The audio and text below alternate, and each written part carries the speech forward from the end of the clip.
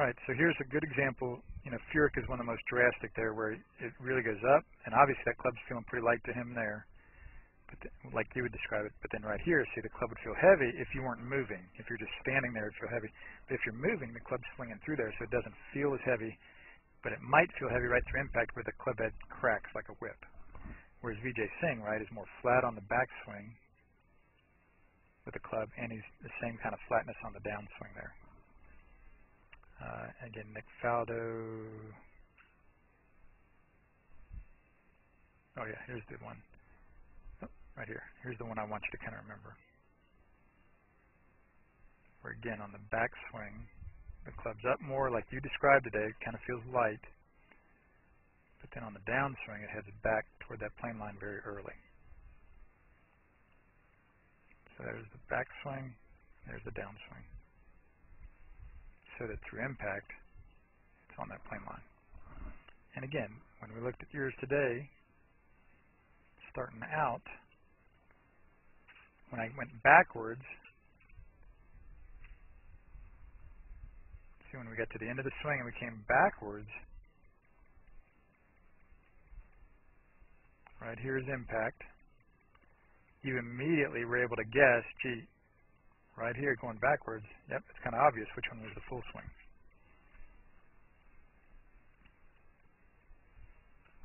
The one that was more underneath the plane line is going to be the shorter swing. The full swing is going to be the one more above the plane line, and you're absolutely correct. So obviously the one that produces better ball flights is the smaller swing there on our left as we look at it here. But then when you mentioned about the weight of the club, I said, you're onto something there. But the bad news was, starting out today, when you made the club feel lighter on the backswing, it gets longer and it gets way above the plane line, and that's, again, horrendous ball flights result from that. But then, when I said make that heavier feeling swing, sure enough you did this. And this is the swing that produces better ball flights because you're not above the plane line. But that feels heavy to you, and that's when I said, hey. And then we talked a lot about the loop, and then see on the very first one, you nailed it. So there's the cool looking loop right there. You can even see it at full speed.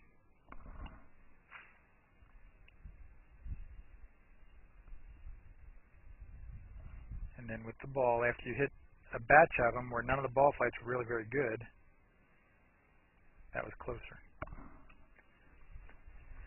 So yeah, so the ball flights weren't good even though it was looking better on the video, because again the downswing you weren't used to coming from there.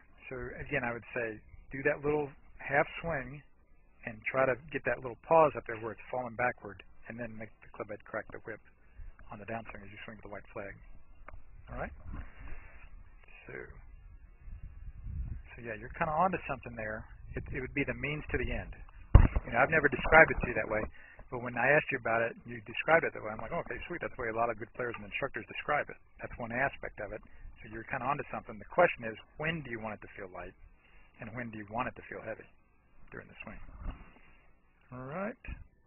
This is Joel Suggs. I sure enjoyed meeting you down at the Cincinnati Golf Show this weekend and showing you your swing on the 2D equipment that I have. And so I want to take about 2 or 3 minutes to just show you around Meadowlink. This is the studio I use in the winter for all my students. You see there's the down-the-line camera angle for our 2D equipment. And then we have the face-on camera angle also. And then what we also have here is 3D equipment to where I can show you your swing from 6 different camera angles with this 3D equipment. And we can get your swing from down to the 1/120th of a second in terms of exactly what your hips, shoulders, and hands are doing in the swing.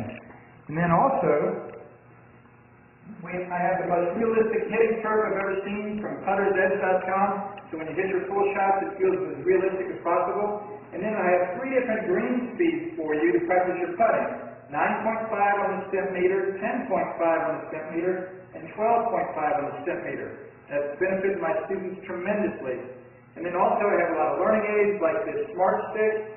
You can see the rest of those learning aids over here in my bag.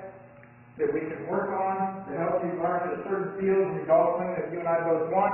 And then also I help my students a lot with their equipment through the winter. This is a frequency analyzer where we twang your club and it gives us a reading here. And then also we plot your whole set, each club on these lines to see if the set is really matched or not. Quite often they aren't, and it helps my students tremendously when they find out what clubs are the offending clubs. Then if we get tired of being indoors and we want to go outdoors and hit some, we can do that. It's my daughter. Ellie, good to see you. I haven't seen her in weeks. No wonder you've been gone, Ellie. You've been out here playing in the snow all this time. But this is our natural turf area. This is closed until April, as you can see. But it's a fantastic area where we can step outside and hit some balls and get some real ball flight. Or if we get pretty satisfied and things are looking better on the video here, we're kind of cooped up inside and want to go outside, we can step on out and hit balls and see real ball flight for about 5 or 10 or 15 minutes, however long you and I can stand the cold, out into the air, and we see them land at these different flags. I have a yardage book for this driving range. It's the first one I've ever seen in my life where we know exactly what it is with the front, back, and middle of each green. And again, the covered area here is heated, so we stay out there for about 5, 10, 15 minutes, like I said, and it enables us to see some ball flight, and then we get satisfied that things are looking the way we want, and we come back inside, take off our coat, and look again at the video equipment to see how your swing's looking, to make sure that you understand it. And then notice too, my exercise ball up top here, and then also, so I help my students a lot with their fitness through the winter, and then I will help you also with your sports psychology, with your golf psychology from the golfpsych.com people down in Texas. That's helped my students tremendously a lot over the years too. So again, I sure enjoyed meeting you down at the Cincinnati Golf Show this weekend. I look forward to seeing you again out here this summer at Meadowlinks, or even right now in the winter. I have a lot of people that work on their games with me right through the winter. Check out more information about the things I do to help you at joelsuggs.com. Take care.